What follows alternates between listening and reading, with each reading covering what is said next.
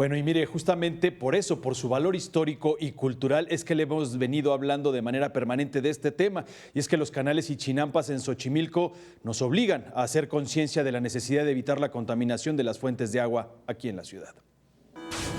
Estas imágenes revelan el grado de contaminación.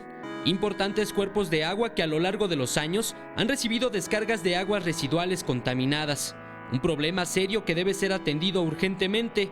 El tratamiento de los diferentes efluentes que tenemos y de los pocos ríos que nos quedan es prioritario para que la ciudad siga su desarrollo. Sin estas condiciones, según ambientalistas, las ciudades están condenadas a enfrentar un grave deterioro ambiental, y no solo desde el punto de vista hidrológico, sino también climatológicamente.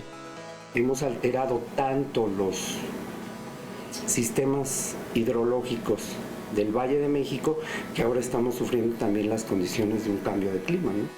La contaminación de los cuerpos de agua genera grandes y graves problemas de salud, y pese a que se tiene conocimiento de ello, actualmente todavía continúan vertiéndose aguas residuales no tratadas a ríos y lagunas. Las descargas industriales son un poco más peligrosas, dado que conllevan productos químicos que son mucho más complicados a la hora de hacer la separación para obtener aguas limpias. Revertir la contaminación que se ha generado en los cuerpos de agua es posible. Según expertos, lo único que se requiere es cambiar los paradigmas sobre el uso y manejo del agua, es decir, apostarle a la implementación de la tecnología ya existente en México. Ir eliminando toda la basura, desasolvar ese río, darle mayor profundidad. Con acciones simples como estas, es posible comenzar a recuperar importantes caudales de México que con el paso de los años se han visto afectados por el crecimiento poblacional desmedido.